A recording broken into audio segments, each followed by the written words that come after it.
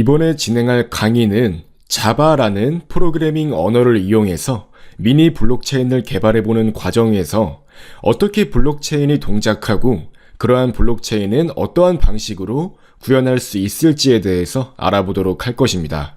이 강의는 초반부는 블록체인의 가장 대표적인 기술적인 개념에 대해서 알아볼 거고, 이어서 실제로 자바라는 프로그래밍 언어를 이용해서 간단한 형태의 블록체인 프로토타입까지 함께 개발해보는 과정을 거칠 거예요. 무엇보다 실제로 블록체인 작동 과정과 흡사한 미니 블록체인을 직접 개발해 보았을 때 우리는 블록체인의 기술적인 이론에 대한 이해도와 활용 능력을 높일 수가 있을 것입니다. 그래서 이 강의의 대상 독자는 블록체인에 대해서 보다 심층적인 개념부터 차근차근 바르게 이해하고 싶으신 모든 독자가 될 수 있습니다. 특히 정보보안 쪽이나 개발 쪽 진로를 희망하시는 학생이나 실제 소스코드 상의 작동 과정을 직접 분석해보고 싶으신 분에게는 더욱 큰 도움이 될 것이라고 생각합니다. 따라서 이번 시간에는 이론적인 배경에 대해서 공부하기 이전에 먼저 블록체인 개발을 위한 자바 개발 환경을 구축하는 시간을 가질 거예요. 사실 블록체인 코어 개발 같은 경우는 대체로 자바를 이용하진 않습니다. 다른 프로그래밍 언어를 이용하는 게 훨씬 일반적인데, 굳이 이렇게 자바를 선택한 이유는 국내에는 자바 개발자 여러분들이 많다는 사실과 무엇보다 객체지향적으로 프로그래밍을 잘 설계할 수 있는 언어 중 하나이기 때문에 자바를 선택한 거예요. 그래서 당장 정말 상용화할 수 있을 수준의 블록체인을 만드는 건 아니지만 전반적으로 어떻게 블록체인을 설계하고 개발할 수 있는지에 대한 그러한 메커니즘에 대한 이해도는 확실히 늘리기에 큰 도움을 줄 수 있을 거라고 생각이 들어요. 그래서 제 생각에는 블록체인 이론에 입문하는 여러분들한테는 정말 좋은 강의가 될 수 있지 않을까 생각이 듭니다. 따라서 가장 먼저 이 자바라는 프로그래밍 언어 개발 환경을 구축해보는 시간을 가져보도록 할게요. 자바라는 프로그래밍 언어로 작성된 소스코드를 실제로 구동시키기 위해서는 자바 개발 도구라고 불리는 것, JDK라는 것이 필요한데요. 우리는 가장 먼저 이 JDK를 설치하는 시간을 가져보도록 하겠습니다. 따라서 가장 먼저 이 경로로 접속을 하시면 됩니다. 이 경로에서는 오라클사가 공식적으로 제공하고 있는 자바 개발 환경에 다운로드 링크가 이렇게 제시가 되어 있는데요. 우리는 자바로 응용 프로그램을 만들 것이기 때문에 자바 SE로 다운로드를 하시면 되고요. 현재 강의를 찍고 있는 2018년도 후반부에는 현재 JDK 11 버전이 가장 최신 버전이니까요. 이를 클릭해서 다운로드 하시면 됩니다.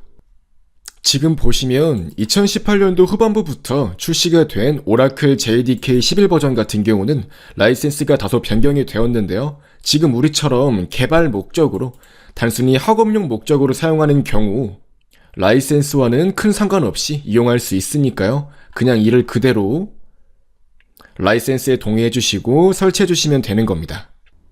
라이센스에 동의해 주신 이후에는 자신의 운영체제에 맞는 JDK 설치 프로그램을 다운로드 받으시면 됩니다. 저는 윈도우 64비트 운영체제를 사용하고 있기 때문에 이렇게 64비트 버전 설치 프로그램을 클릭해서 다운로드를 받아보도록 하겠습니다. 이와 같이 설치 프로그램 다운로드가 완료되면 설치 프로그램을 실행해서 설치를 진행하시면 됩니다. 기본적인 형태로 그냥 설치를 진행하시면 저와 같이 윈도우 운영체제를 쓰고 계시는 분들이라면 알아서 C 드라이브에 설치가 완료될 거예요. 자, 이렇게 설치가 완료되면 이제 자바를 우리 프로그램 안에서 사용할 수가 있는 건데요. 다만 실제로 자바로 소스코드를 작성해서 그것을 효과적으로 구동시키기 위해서는 단순히 설치만 하면 되는 것이 아니라 환경 변수로 등록을 해서 우리의 컴퓨터가 JDK를 하나의 소스코드 해석기로 효과적으로 동작시킬 수 있도록 해야 합니다. 물론 환경 변수 설정을 하지 않더라도 자바를 우리 컴퓨터 안에서 이용할 수는 있지만 다소 나중에 불편한 일들이 발생할 수 있으니까요. 미리 환경 변수로 등록해 주시는 것이 좋습니다. 즉, 소스코드를 실행 프로그램으로 바꾸는 컴파일 작업을 수행하기 위해서 우리가 설치한 JDK에 포함된 자바 컴파일러를 우리 컴퓨터의 환경 변수로 등록해주는 거예요. 따라서 가장 먼저 우리의 C 드라이브의 프로그램 파일스의 자바 폴더로 이동하시면 됩니다. 그러면은 방금 우리가 설치한 JDK 11 버전이 성공적으로 존재할 건데요. 저 같은 경우는 이전에 다른 버전들의 자바를 설치한 이력이 있기 때문에 이렇게 나오고요. 여러분들은 아마 자바를 처음 설치하셨다면 이 11 버전 한 가지만 존재할 겁니다. 이제 이 안에 들어오시면은 이 경로를 그대로 복사하실 수 있는데요. 이 경로를 복사해서 환경 변수로 등록을 해주시면 되는 거예요.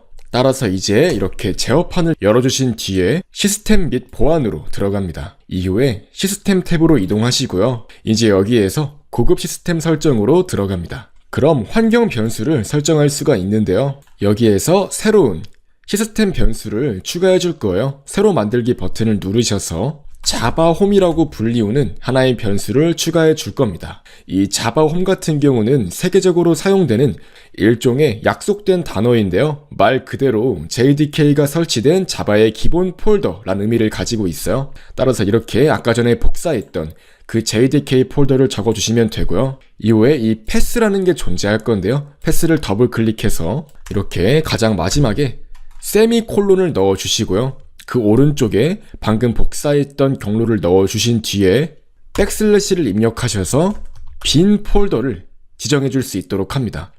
이 빈 폴더 같은 경우는 실질적으로 자바의 컴파일러 역할을 하는 프로그램이 담겨있는 폴더이기 때문에 바로 이렇게 하나의 경로를 패스 변수에 추가를 해준 겁니다. 이렇게 확인 버튼을 눌러서 나와주시면 되고요. 전부 다 확인 버튼을 누르고 꺼주시면 됩니다. 다 나와주세요.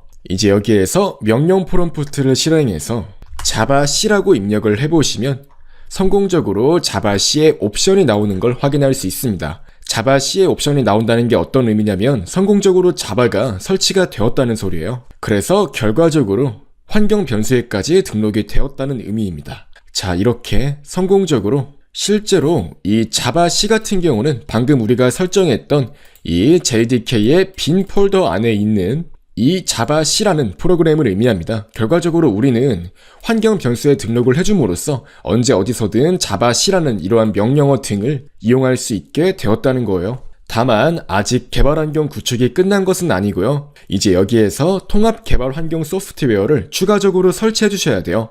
물론 이렇게 JDK만 설치한다고 하더라도 충분히 프로그래밍을 할 수 있지만 우리가 작성한 소스 코드를 보기 좋게 관리해주고 프로그래머한테 갖가지 편리한 기능을 제공해주는 소프트웨어를 추가적으로 이용하면 더욱 편리하다는 거죠. 그러한 역할을 수행하는 것이 바로 통합 개발 환경이고요. 한번 다음 시간에 함께 통합 개발 환경인 이클립스를 설치하는 시간을 가져보도록 할게요.